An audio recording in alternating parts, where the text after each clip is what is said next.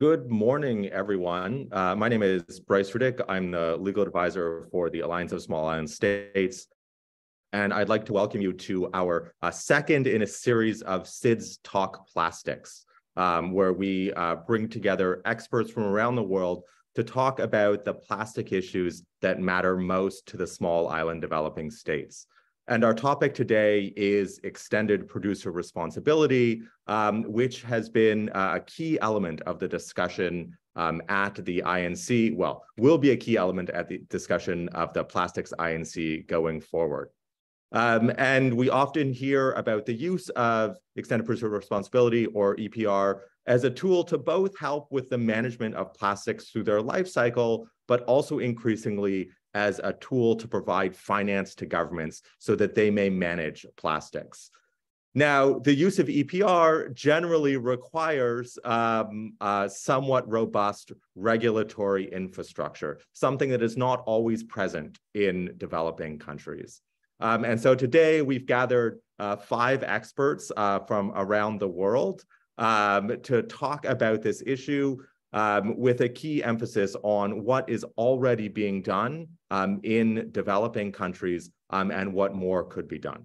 So our 5 experts today, in the order in which we'll hear the presentations, are Rachel Karasik, the Senior Policy Associate in the Oceans and Ecosystem Services Programs at the Nicholas Institute for Energy, Environment, and Sustainability at Duke University. Second, we have Ms. Nguyen Huang Phuong, the Chief Policy and Legislative Consultant in the e-policy consulting firm in Vietnam. Third, we'll have Mr. Guillermo Gonzalez, an independent consultant and the former Chief of Circular Economy in the Ministry of Environment in Chile. Fourth, we have Ms. Serena Constantino Panopio, the Program Manager at the World Wildlife Fund in Philippines. And fourth, Professor Dipti Gupta, the Professor of Business Sustainability at the Indian Institute of Management, Lucknow in India. And so, as not to take any more time, I'm immediately going to turn it over to Rachel to give us an overview of EPR in developing countries. So, Rachel, over to you.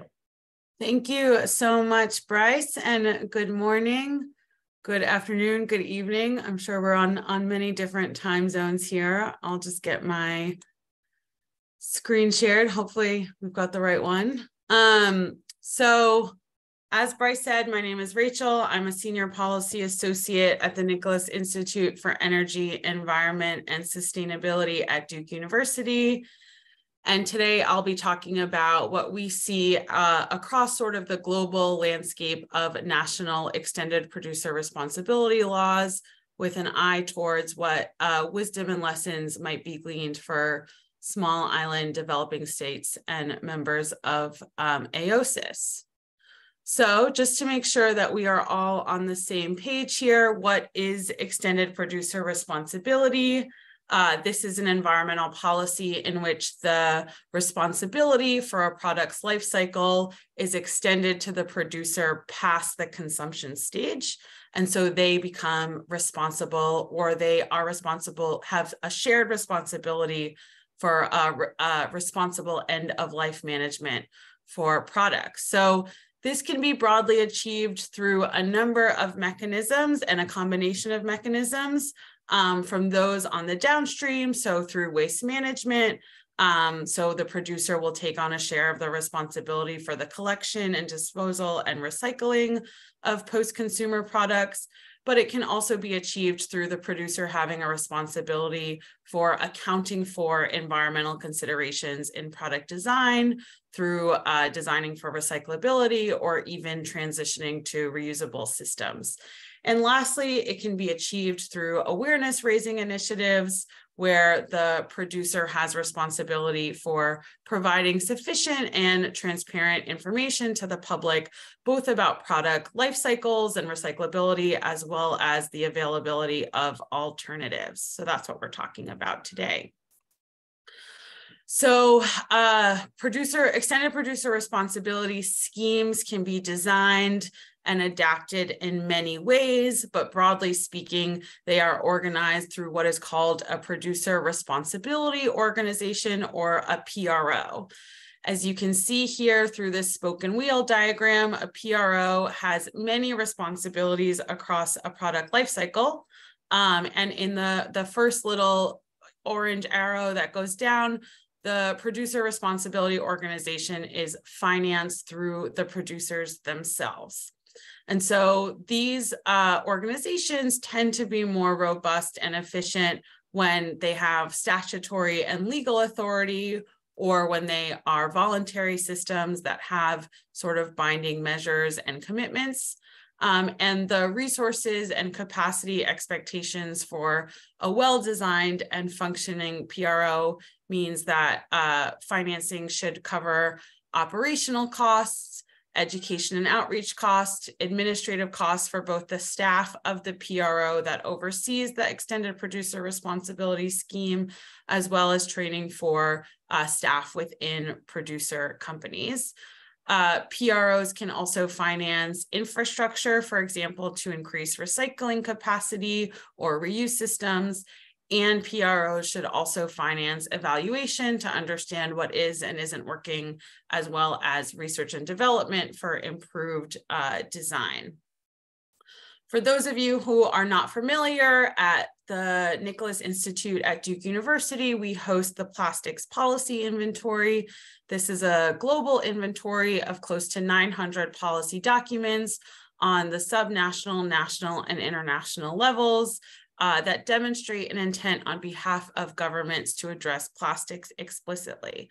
So we were able to draw on this database to identify national level EPR laws and understand and characterize their design. So to give you a little bit more information, we were able to find 18 countries that currently have national level laws or regulations with explicit EPR provisions targeting plastic. There are other countries that have extended producer responsibility obligations in national action plans or strategies that we omitted from this analysis. And there are also countries that have extended producer responsibility for other product types that are not plastic that were also omitted from this analysis. As you can see, across these 18 countries, 2/3 of them are upper middle or high income countries, whereas 1/3 or 6 of those countries are from lower middle or low income countries. So echoing Bryce's analysis, these are underutilized policies in the developing country space. I think they're also underutilized kind of across the board. In terms of the number of national EPR laws passed per year, we're not really seeing a growing trend in the number of laws. So based on our analysis, about 3 laws across the country, across the world, that are national level EPR laws for plastic are passed per year. And in terms of the plastic types that are targeted by EPR laws, they range from packaging to single-use plastics, which can include beverage containers, fishing gear, cigarette filters, bags, plastic sheets, and one policy that just named plastic products more broadly. And so there is both a range in terms of plastic types that are targeted, as well as certainly some gaps of plastic types that are not yet targeted through extended producer responsibility laws in the current landscape. And here's just a map of those countries as well. Pretty sure we're missing the Philippines, who I know is represented here, but here we have kind of that range of countries, many in Europe and some in Africa, Chile, and India as well. So going back to that initial EPR definition I have, there are many ways to categorize the types of EPR mechanisms, but across those 18 countries, 17 of them use at least partially post-consumer downstream measures to achieve extended producer responsibility goals. This includes post-consumer waste management, such as take-back or deposit return systems, collection and recycling infrastructure, A little bit over a third of those countries also include provisions for upstream measures. These include post-consumer recycled content requirements, reuse specifications, bans on specific products or material types, or requiring designing for recyclability. And a third of these countries also employ awareness raising mechanisms as part of their extended producer responsibility schemes. So this includes educational materialing and labeling, as well as informing consumers about reuse alternatives. As you can see, these numbers don't add up to 18, and so this suggests that countries are using a combination of these measures to achieve extended producer responsibility objectives. We wanted to see if we could glean any insight into sort of what's happening in SIDS or AOSIS member states, as well as lower income countries. We found SIDS with sort of commitments to address extended producer responsibility through their action plan. So Singapore has introduced a commitment to pass EPR by 2025 for a deposit refund system for beverage containers. Maldives, in their single-use plastic phase-out plan, also has a commitment to enact an EPR legislation by 2024. I believe also for beverage containers, but I could be wrong. And then a number of regional action plans and strategies have also included provisions for enacting extended producer responsibility for member states. We were hoping to see if there were any distinctions between the way extended producer responsibility laws are designed within policy documents in low income versus high income countries. But given the small sample size, we did not really see any significant differences between the two. In terms of the literature, thinking about recommendations and considerations for resources and capacity in the development of extended producer responsibility schemes, the literature mentions that the use of a combination of instruments, from modulated fees to information campaigns, recycled content requirements, and material bans, can be useful for an effective EPR design. What I hear consistently, both in the literature and in dialogue, is there need to be very clear definitions of objectives and really clear roles assigned for producers, especially those serving different roles who may be all included in producer responsibility. And in that same vein, any modulated fee criteria for different product characteristics must be understandable, auditable, and enforceable. So investing in creating policies that are really clear in their expectations will be effective. On the implementation side, recommendations include the use of collective EPR systems, so those for multiple product types that rely on similar either design or waste management infrastructure, so plastic waste, e-waste, or batteries, or other forms of packaging. A clear allocation of responsibilities between different producers or other private sector stakeholders, including transporters or waste management companies, needs to be allocated, and the PRO or any other platform for dialogue between stakeholders is another important part of implementation to ensure clarity and transparency. And on the evaluation side of the development of EPR schemes, data collection that is consistent and reliable can inform fee modulation and other adaptive management, as well as compliance monitoring. So that's all I have today. I'm really looking forward to the dialogue that we have and to hear from our other speakers, and happy to answer any questions. I'm assuming we'll wait for those until after the presentations. Yes, thank you very much for that comprehensive overview, Rachel, and for the prompt about questions. If you have questions as we go along, you can use the Q&A function, which should be on the bottom of your screen, and panelists can either answer those in text as we go along, or we will bring them together at the end. So if you have questions, you can ask them through the Q&A function. Next up, we have Huang from Vietnam. I'll hand it over to you now.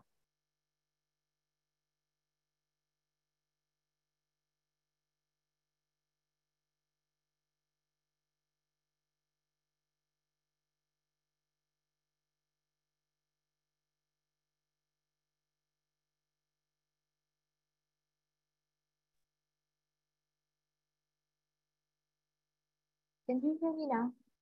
Do you see the screen? We can hear you and we can see the screen. Perfect. Yeah, thank you so much. And thank you, Bruce, for an opportunity to sharing about the Vietnamese experience. I'm not sure, I'm there not to say that the Vietnam is a success case for the EPR, because we are still learning and try to find the way to adapt with our situation. But we would like to share here, because some of the developing country also struggling like us, and maybe we can find together the way to overcome. And yes, I'd like to brief at the glance about the Vietnamese and our context when we design and developing the EPR system. Firstly, Vietnam is a crowded country. It's the top 15 the global population. Now the population is nearly 100 million people. And yes, the young population with the 80% of the age at less than 64. So the lifestyle also is affected on the West generation with the fast food booming and the fast foods and the online marketing shopping. And yes, the GDP is still low because we are a lower middle income country. So, but in another point, as you see the picture in the right hand side is our map. You can see that it's an S shape with a very long coastal. And it's the reason why if the lack of the sufficient the wet management, this means that the leakage to the ocean is very easy. And with the booming of the economic after the renovation policy, the economic policy reform program in the Vietnam, our GDP is increasing fast, and together with the web creation, the World Bank estimates that our web creation is a double in less than the 15 years. And in the Vietnam, even though the government budget at the national and also the provincial level is subsidized for the solid waste management with at least 80%, but the total of the waste collection is still quite a huge number, especially in the rural area and the remote area. And the point I'd like to highlight here, the solid waste management to become a heavy burden for the government is the reason why the EPR is one of the things under the instrument is interested in the Vietnam to sharing the burden of the government. And you can see that the picture is taken in the mangrove forest in the Vietnam. After the way gone, you can see the plastic bag hanging on the tree. Yes, we see that. Yes, that's why we are blaming is the top 4 country is the one most polluted the plastic in the world. But we would like to put another number together with this ranking. It's Vietnam also it become the second world largest importer of plastic in the world after the China ban. So we would like to mention this point because of the plastic importing also affected in the domestic market and also in the EPR system in the Vietnam. Despite we agree that the plastic consumption is decreasing year by year in the Vietnam as well. And this is the picture we capture is the developing of the law on the environmental protection in the Vietnam. We have a 4 generation of the law on the environmental, comprehensive legal framework on the environmental issue in the Vietnam. And in the second generation of law on environmental protection, we is set out the EPR is one of the principles, one of the regulation on the EPR to set up the EPR system, EPR concept in our law. But 8 years later, even in the until the 2013, is the first regulation to identify the weak sector and who will be is the obligated producer, obligated enterprise in the EPR sector will be set. You can see from very beginning, the Vietnam is applied for the take-back scheme, and it's required for the producer and the importer of the number of the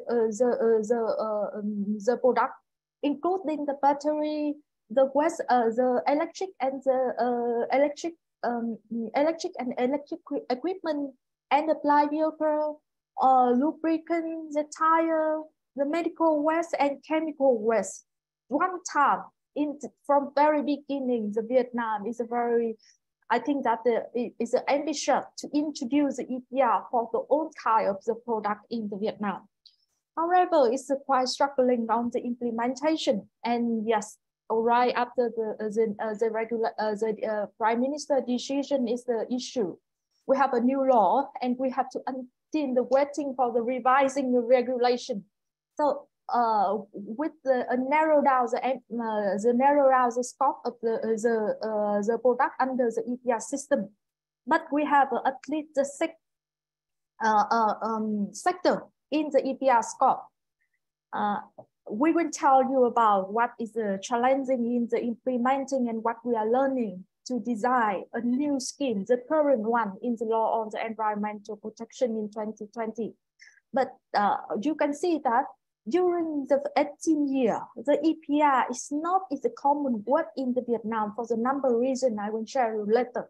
Until the less than from the 2019, when we are revising the law on environmental protection, the EPR is a more discussion and the more figure out what the reason why we are successful and challenging the approach on the EPR.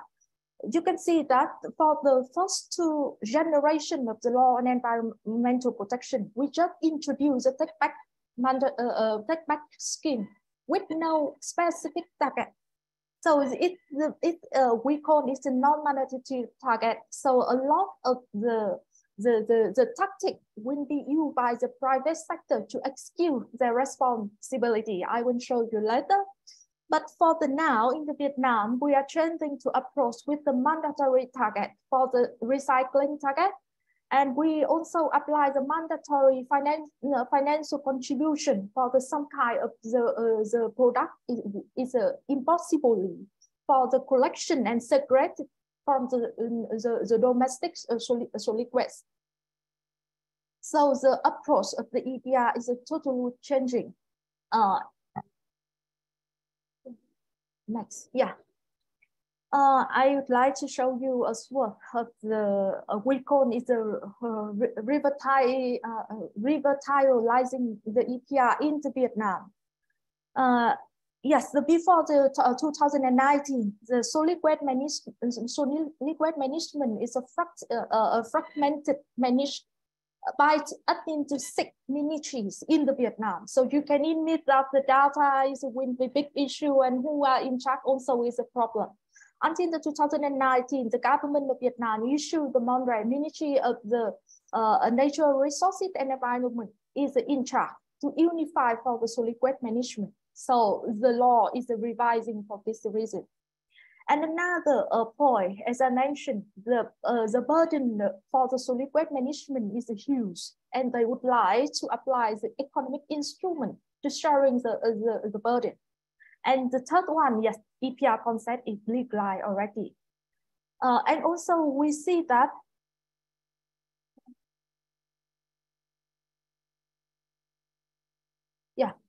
the opportunity, yes, the awareness raising and especially the global trend on the combating the marine plastic waste.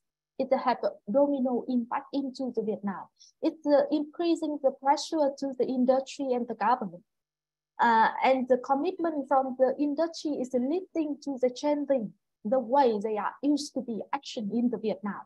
and the funding and technical support increasing. I think that we have a WWF representative here, and in the Vietnam we have also WWF. Also, is the main support for the developing the EPR in the Vietnam as well. And I will tell you about the way the private sector tried to refill their extended responsibility in the Vietnam. If you want to do something, you find a way. If you don't, you find an excuse. And this you can see in the Vietnam in the last 18 years, the private sector tried to hand over the burden of collection and transportation of the discarded product to the customer. Imagine that in the Vietnam with the 2,000, it's a long 2,000 kilometer long coastal, and they maintain only one collection point. This means and the customer have to sell handle for the bring it up to the collection point and sell handle for the financial cost related. They are established the administrative burden for the customer to detain them to return the discarded product. For example, if you would like to return the discarded product in the collection point, you have to make a point, make advance appointment before the game. And even they are required that the product must be authentic and intact product. We not talk about the post-use product. And yes, it's a tactic way. And another point, I think that is the misunderstanding in the Vietnam because between the EPR and the CSR, because of the company is launching the greenwashing campaign about to mix up between the EPR, the responsibility for the take back scheme, as the take back their product and the CSR program in the Vietnam. It's what happened. And well, yeah. Can I get you to finish quickly? Yeah. Yeah, thank you. And now I would like to introduce about the new scheme of the EPR in the Vietnam. We have a long list of the packaging here, and I would like to highlight is what is the targeted is the product under the EPR scheme in the Vietnam, the roadmap and the recycling, the mandatory recycling target. You can see that the packaging is one of the six sector under the EPR mandatory scheme in the Vietnam now, with the take back regulation. And you can see that here is it's a timeline for the roadmap, and the percentage is based on the volume the volume of the product and packaging they put on the market in the Vietnam. And the packaging here is a cover for the packaging of the six sector, a smaller sector. You can see the food and beverage, the cosmetic, the medicine, the pesticide, animal feed, the detergent, and the cement. Yeah, this is the scheme of the packaging and in the Vietnam. If the company is with the revenue is lower than 1.2 million US dollar, will be is a fair host for the EPR system. Lower than this means you have obligated. And I would like to highlight because in the Vietnam it's more than 96% is the micro and the small enterprise in our economy. And another scheme of we apply the two approach. The first one is the take back scheme for the recycling responsibility, and the second we call is the financial contribution for the treatment responsibility. It's applied for the product, and we think that it's very hard to segregated or maybe in the cosmetic sweat in the Vietnam. It's including the appliance and protection packaging, the disposal or battery, the shingle, the disposal napkin, diapers, cigarette, and some of the product containing the plastic, including the single-use plastic here. One point I would like to highlight that EPR is a single policy is applying on the plastic pollution in the Vietnam. We have a different mechanism, the different regulation for the phasing out some kind of the single-use plastic together with the EPR.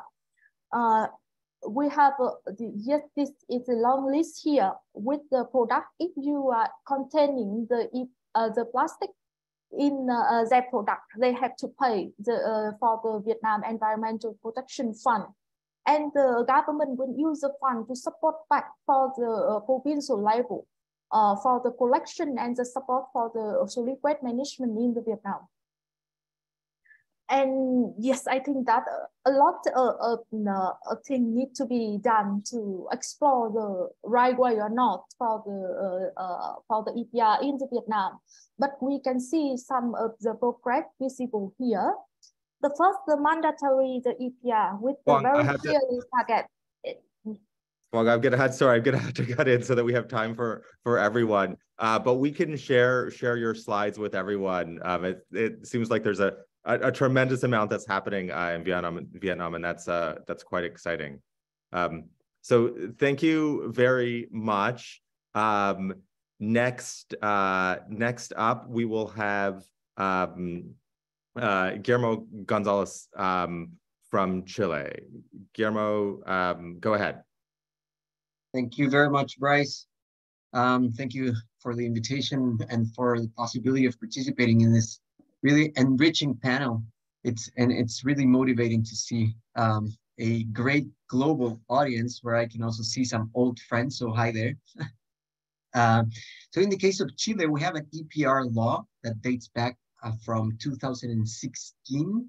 The law sets up a mandatory EPR scheme for packaging and for 5 other products.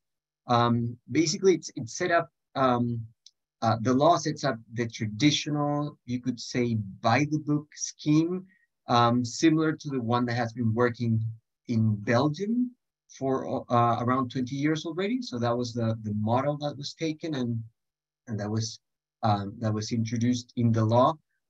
Even though the law, as I said, dates back 7 years from 7 years ago, the regulation was necessary for the law to come into effect. I came into the Ministry of the Environment in 2018, so 2 years after the law was approved, and I had the big responsibility to draft and get the regulation approved on EPR for packaging.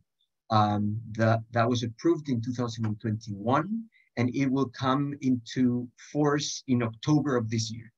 In short, the targets will set, the targets that we set will increase recycling from, this is packaging, household packaging, recycling, post-consumer recycling, from the current rate of 12% to a rate of 60% in a period of 12 years. So that's from 2023 all the way to 2034. So we designed a gradual increase of the targets, which are mandatory, but that is still gradual.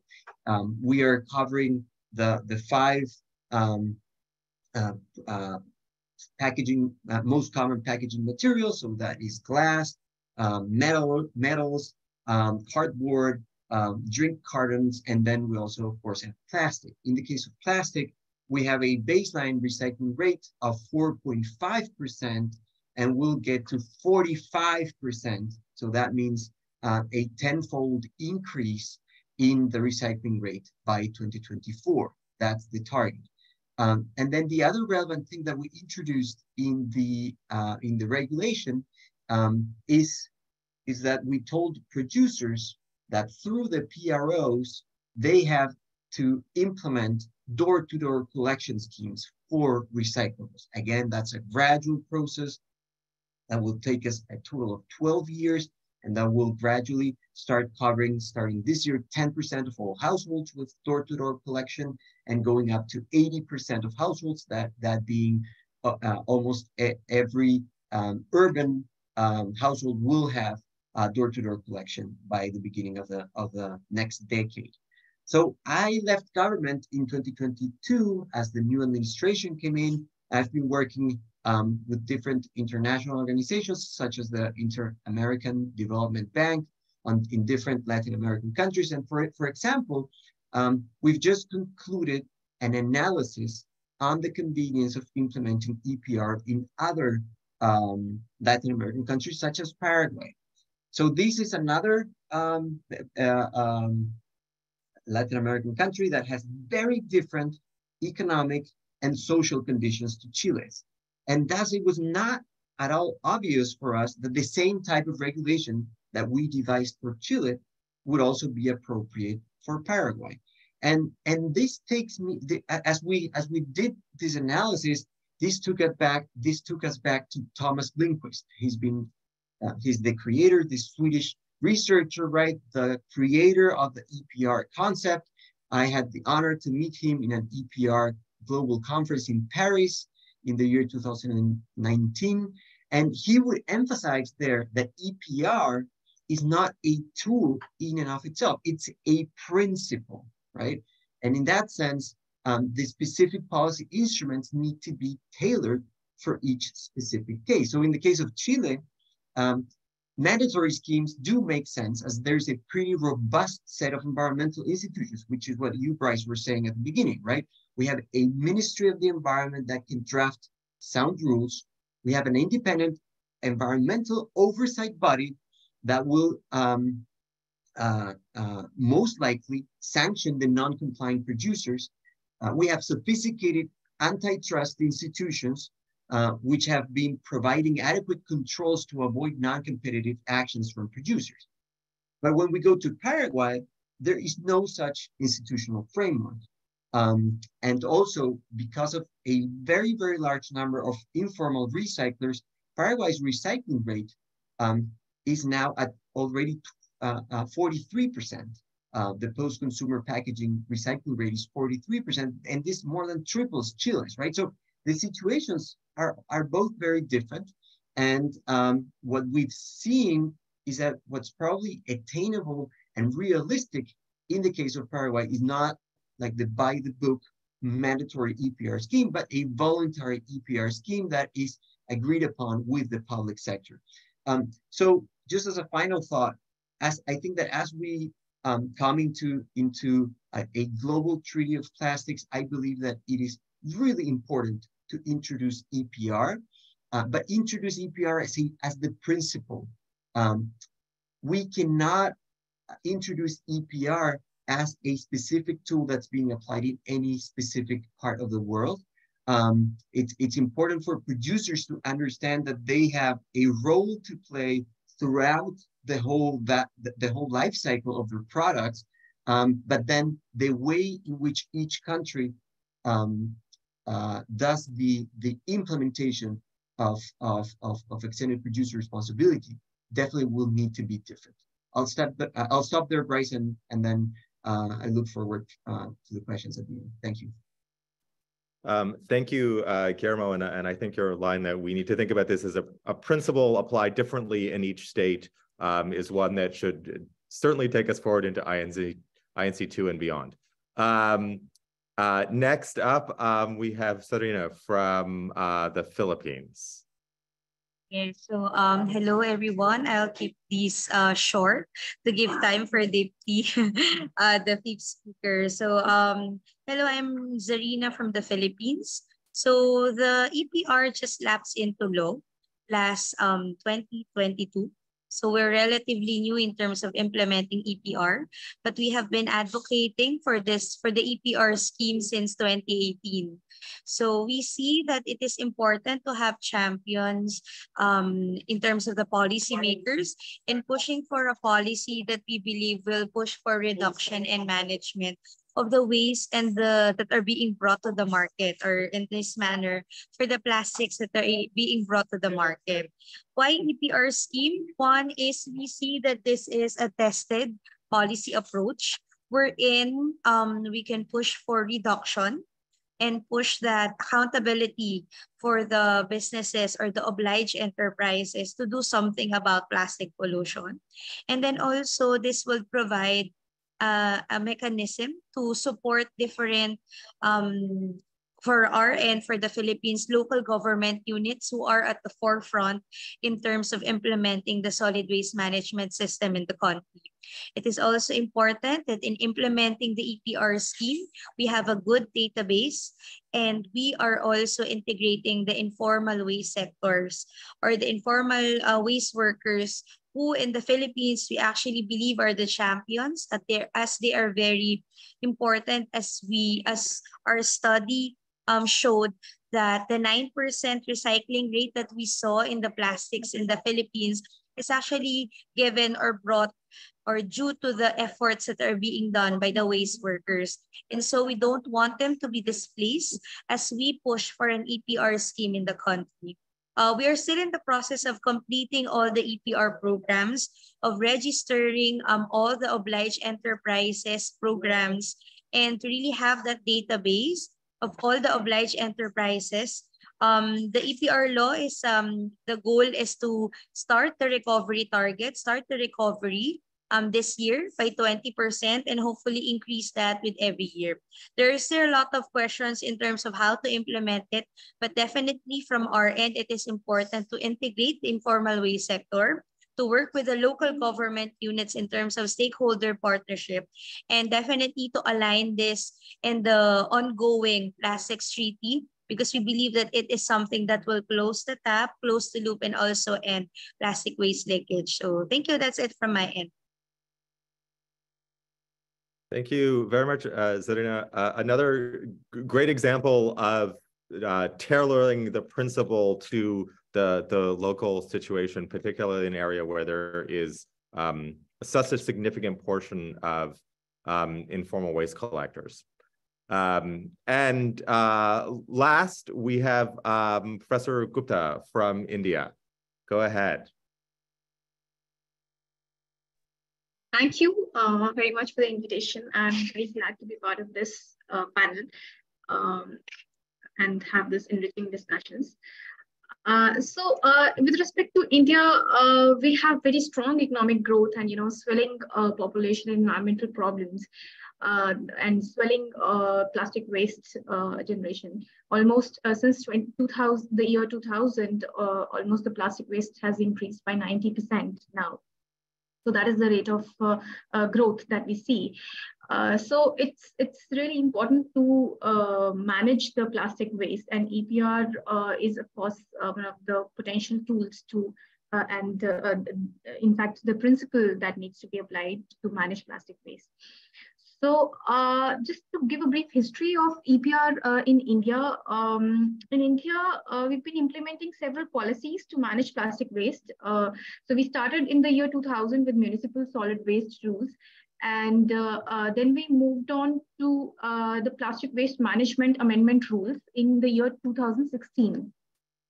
And in the year 2018, we actually introduced this polluter pays principle coming from EPR in the plastic waste management. So these rules also brought in certain clarification on the management of plastic waste, like for instance, only the multi-layered plastics that have no alternative use will be phased out, was mentioned in the policy. And the Ministry of Environment, Forest and Climate Change in 2020 released elaborate guidelines on implementing the extended producer responsibility. So, and further, very recently in the year 2022, the ministry has classified plastics into 4 categories and mandated the reuse or recycling of the plastic waste. So there are clear targets that have been defined. The government has introduced the sale and purchase of the EPR certificates. And there is also a clear guideline for establishing an online portal for producer registration. Now, these rules have been coming out, and there are several details which the ministry is outlining, but there are various challenges that we saw in our research on EPR in India. First important challenge in this EPR implementation and what is actually needed is, the first one is that there is a need for stable policies. The policy has been changing very frequently. The definitions of the technical terms or introduction of certain rules and deletion of those rules has been changing very frequently. So this is one major problem that we see right now in the policy. Then the second we feel is that currently the government defines state-wise targets in the policy. So having the state-wise targets, we have 28 states, and having the state-wise targets is not very feasible for the producers. That's what we understand from this, from the interviews and discussions with the various brand owners. So rather than having state-wise, we need to have zone-wise targets, which could be useful for the small and mid-sized companies to implement really. The other issues in the policy structure that we find is that there's a lack of clarity on various operational aspects, such as registration and mandatory endorsement. And there is also the redefining of the technical terms, such as the multi-layer plastics in the policy document, leading to confusion among the stakeholders.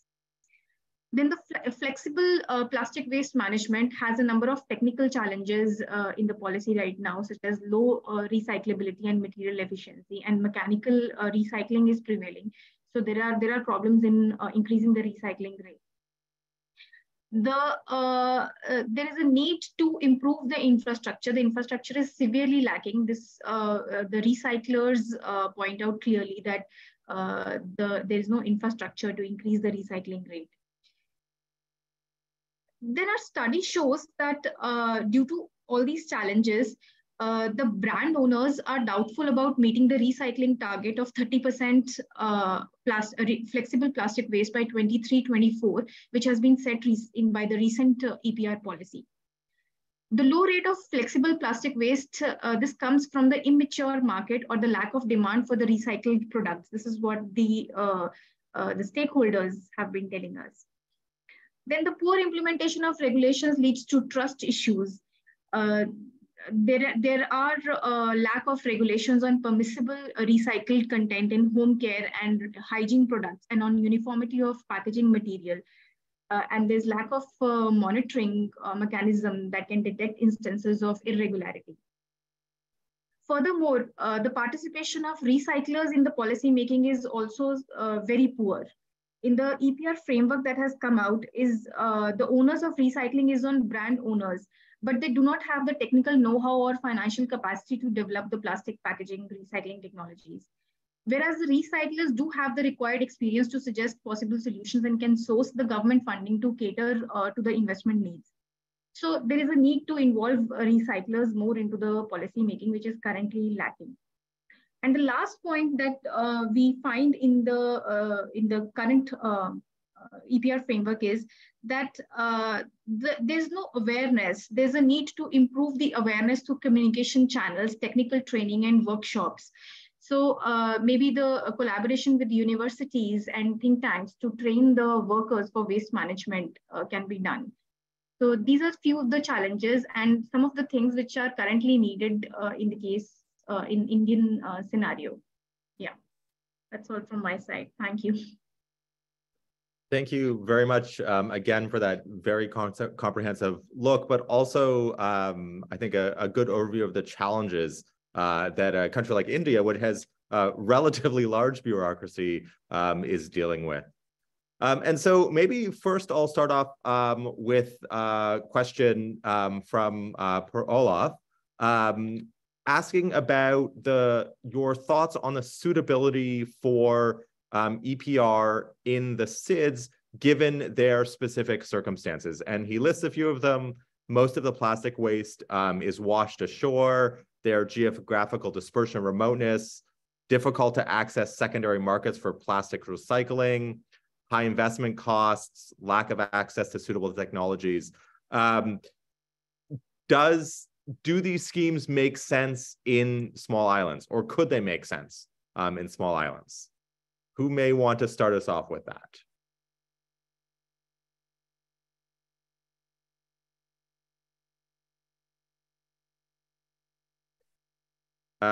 Okay, we'll have Guillermo and then Zarina.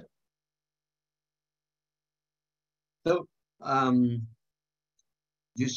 just repeat what I what I said before. I think that as you have producers that are putting into those markets different kinds of packaging, especially plastic packaging that will eventually end up in the ocean or in the environment somewhere.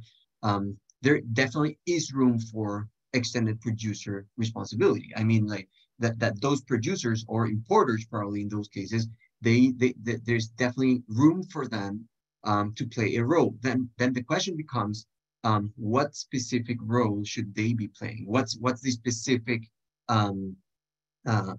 reverse logistic scheme that we will be thinking about for those countries?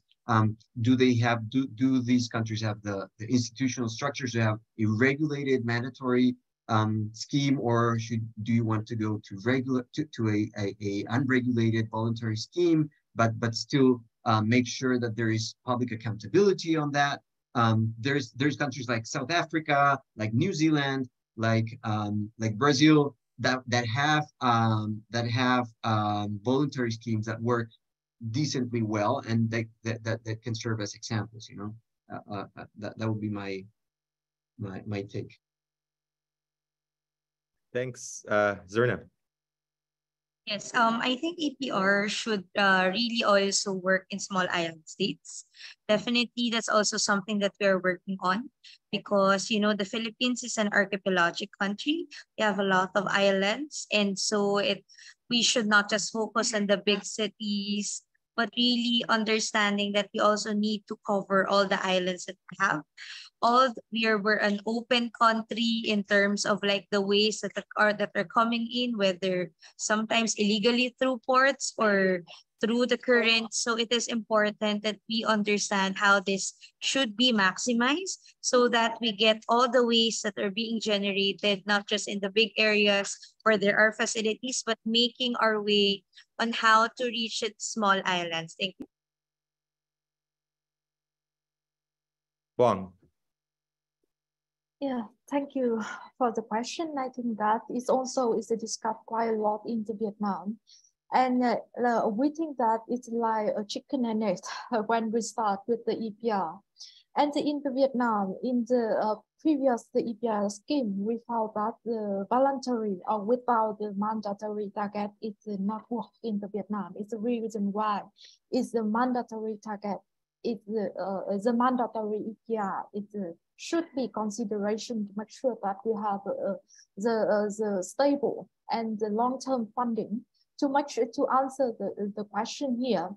And the 2 points, and in the Vietnam, when we introduce the recycling responsibilities with the take back requirement, we think based on that, the approach, the producer when choosing the implementing their responsibility in the crowded city.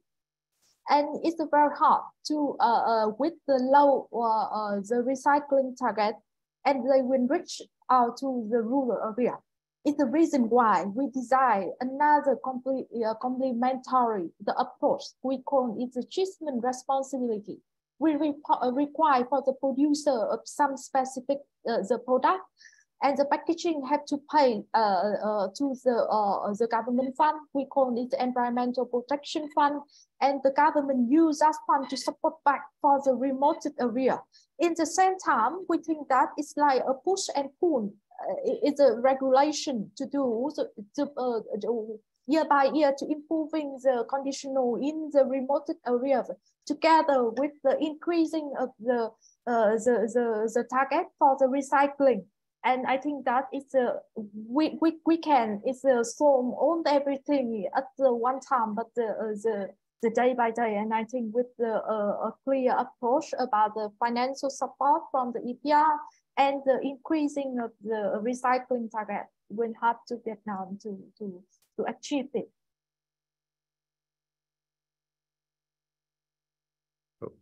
Thank you. Anyone else on this issue? I think, sorry, go ahead, Rachel. Sorry, I can say one more thing, which is kind of emphasizing what everyone else has said, and then unfortunately I have to jump off. But I think it's important to recognize that there's a suite of policy mechanisms that are available to governments, and EPR is one of them. And, you know, I think the evidence demonstrates that a combination of policy instruments and policy documents is required for effective plastic reduction across the life cycle. So EPR should maybe be seen as, like Guillermo said, a principle for achieving plastic reduction goals, and also one of a suite of different regulatory, economic, and information-based policies and approaches that governments can use. I also think, yeah, it's true, you can expand your universe of who is considered a producer of plastic and who needs to buy into the system. I think Hong's point that some of the money can go into a PRO, but some of it can also be used for a fund that helps with cleanup or remote areas can be really useful. I also want to emphasize that extended producer responsibility can impact more than just the downstream. So there are opportunities to really invest in not just recycling and recycling infrastructure, but recyclability and alternatives through EPR. So for the things like the flexible film packaging and non-recyclables, you know, we can create EPR schemes, but if there's no responsible end market, we're not going to get really far. So EPR can also be used for design. And for places like SIDS, there's a huge diversity. So when you think of the Maldives, there's no capacity on the Maldives to create more waste management infrastructure. But in a place like the Solomon Islands, there is, because it has a much larger landmass. So I do think, you know, it has to be tailored to every SIDS in terms of what they have the capacity for within their area and how dispersed the islands are. And there are many other opportunities. And I've learned so much. I have to run, but hopefully more discussions ahead. Thank you all. Thank you, Rachel, and we're also glad that your cat is enjoying the discussion on EPR. Okay, as we're at time, but I just want to ask one last question. In many of the countries, there has been a discussion of the incorporation of the informal sector, and there was a question which I have now lost amongst the questions, but should we think about not sort of protecting these informal sector jobs, but using EPR as a way to potentially transition the people into jobs that are sort of safer, more reliable?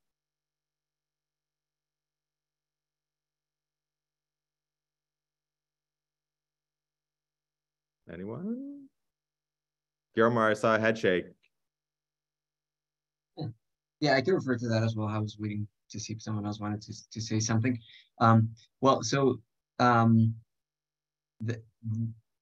Definitely we need to think about the informal recycling sector as we think about the as I said, reverse logistics or recycling logistics in every country, and how EPR interacts with that.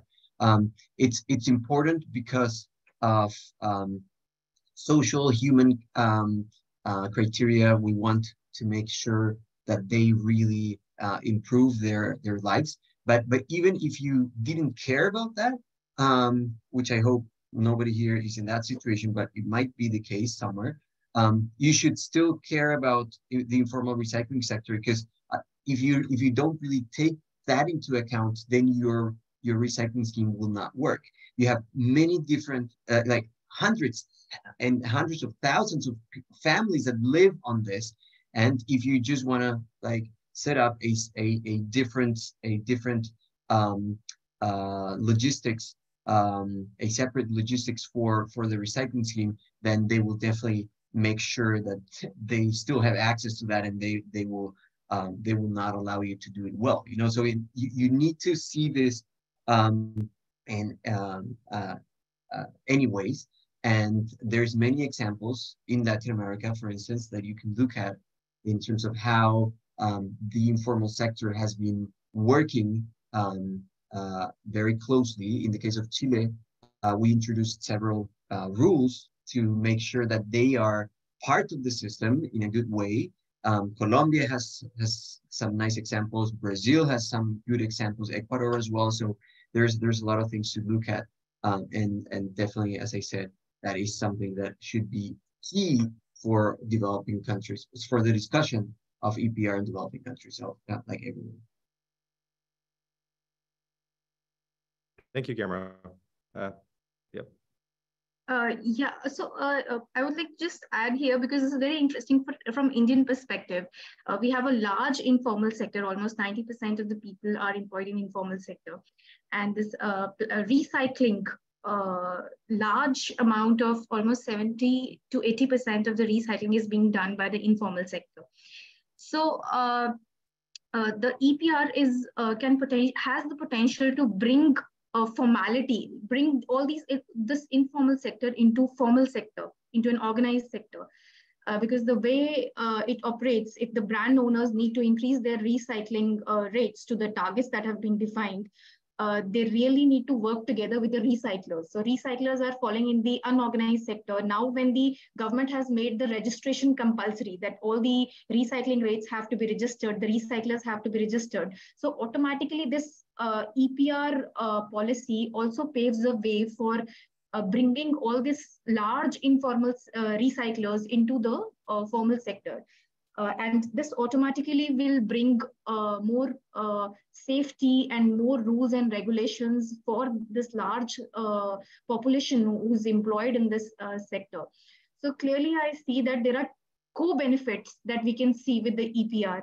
So if EPR is implemented fully, and the way we are progressing, if these targets are met by the brand owners, then we can clearly see that it will bring in large amount of population into the formal sector, and this will be win-win situation for everyone.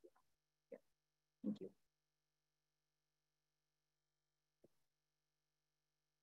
Thank you, Professor Gupta. We are over time now, and I feel like we could continue. Quang, can you make it very quick? Yes, I would like to follow with Dr. Gupta, because the informal sector Vietnam is account for up to 80% also. It's the reason why it's integrate the informal sector in the EPR scheme. It is very important to make sure that we didn't create the social conflict. And there are some of the pilot, I think so, is the form we can think about how to integrate. Because in the Ho Chi Minh is one of the biggest cities. Some NGO to establish an association of the informal sector, and as an association, or maybe they have a legal status. They try to sign the contract with and supply as a solid waste management. And yes, I think the capacity building for them. To make sure that the benefit sharing for the informal sector will be the key thing to attract them to interested in the EPR system. And it takes a long time to need to figure out. And the second point is the government of Vietnam is the supporting for the integrate the informal sector, as long as they work as a collector, as a segregator. However, they don't support for the informal recycling. In the Vietnam, they are created heavily is the pollution in the some of the area. So the way they would like to using the EPR as the instrument to divert the waste stream from the informal sector recycling to become the formal the recycler. Because of in the EPR, they require that the target would only count if they are recycling in the formal recycler only in the EPR target. So they try to do one in other way. They try to convert them to show them the economic opportunity to converting to become formal or working with the formal. In other way, we try to take the waste stream out of the informal recycling system. Yeah, I think that it's the parallel way, and I don't know which one will be the better success. And I think the time will be answered in the next couple of years. Thank you. Thank you. Thank you very much. So I think it's obvious that we could probably talk all day, probably multiple days, just on EPR in developing countries, EPR in SIDS. I want to thank all of you for joining us today. This has been an excellent conversation. I want to thank my colleague, Saeed Hamed, who contacted all of you who put together this excellent panel as well. We will send around the presentations that were made today to everyone that joined us.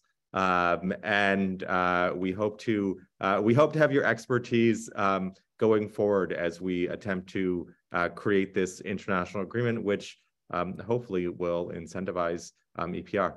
So thank you again. For everyone that is interested, if you missed our first webinar, which was last week on remediation of legacy plastics in the marine environment, that is now up on YouTube. The link is in the chat. And we will have another series of these sessions after INC2. So thank you all again, and we hope to see you all again soon.